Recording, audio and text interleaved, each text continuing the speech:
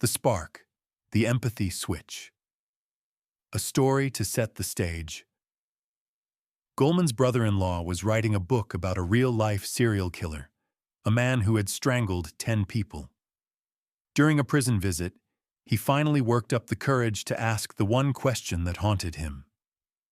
How could you do such a terrible thing to people? Didn't you feel any pity for them? The killer's reply is perhaps the most important and most chilling in this entire book. He said matter-of-factly, "Oh no, I had to turn that part of me off. If I had felt any of their distress, I couldn't have done it." Think about that. He had an empathy switch, and he flipped it to off. That switch is the gateway to cruelty. Empathy is the prime inhibitor of our worst impulses. When we can't feel with someone, we are free to do anything to them. Tonight, we meet the 3 personality types who have that switch permanently jammed in the off position. The Dark Triad, a field guide. Goleman identifies 3 types that share an emotional coldness and a willingness to exploit others: Narcissists, Machiavellians, and Psychopaths. Now, most of these people aren't in prison. They are our co-workers, bosses, and sometimes even people in our own families. Let's learn to spot them. 1. The narcissist, the vibe. You know this person.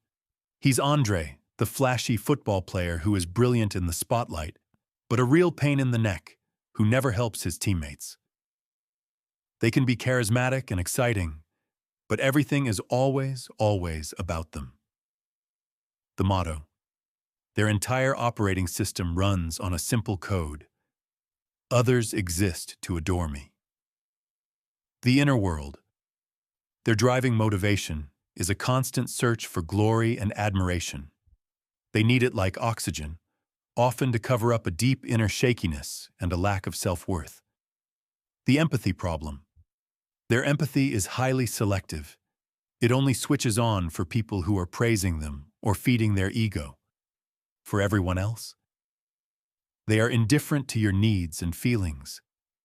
In one study, narcissistic men who felt rejected by a woman in an experiment were the most likely to retaliate against her, feeling she had cheated them of something they were entitled to. 2. The Machiavellian, the vibe. This is the classic kiss-up, kick-down manager. They are utterly charming to the people above them and petty tyrants to the people below. They are masters of manipulation. The motto. Their philosophy comes straight from the 16th century political strategist Niccolò Machiavelli. My ends justify the means. The inner world. They are cool, cynical, and calculating.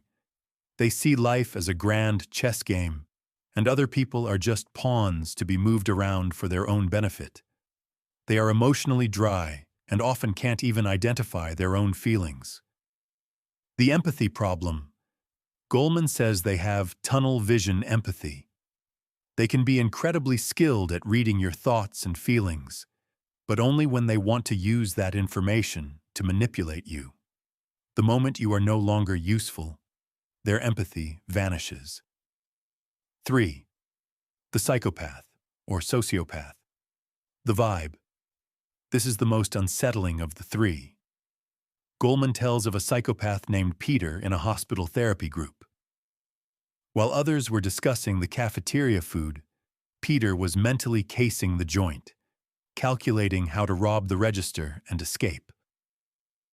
The motto. If the narcissist wants your adoration and the Machiavellian wants to use you, the psychopath doesn't even register you as a full human.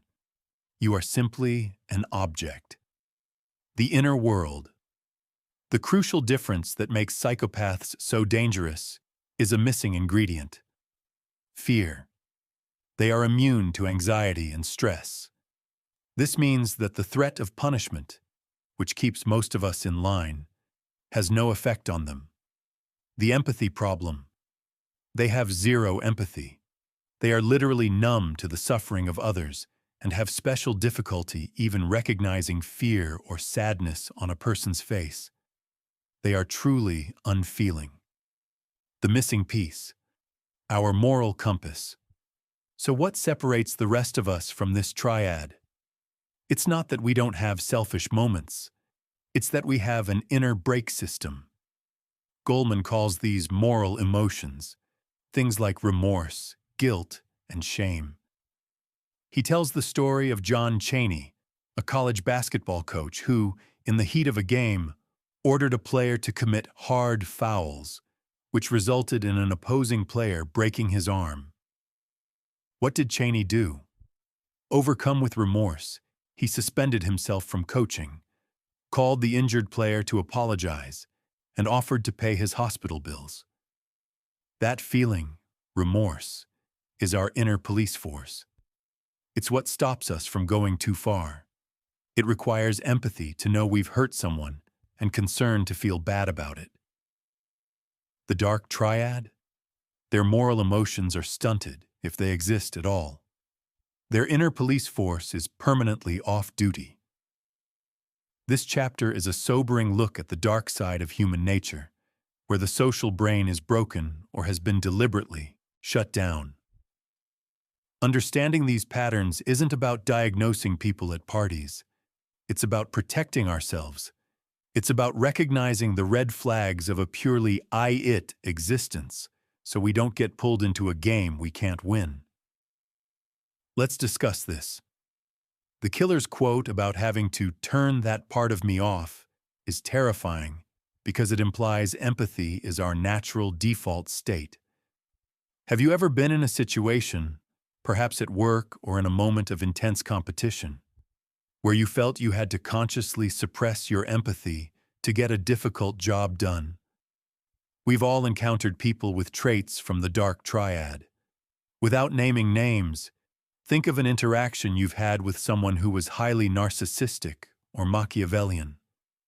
How did their lack of empathy or their intense self-focus make you feel? Goleman suggests that moral emotions like guilt and remorse are what serve as our inner compass. How does this idea of an internal guidance system resonate with your own experience when you've had to make a difficult choice between what you wanted to do and what you felt was the right thing to do?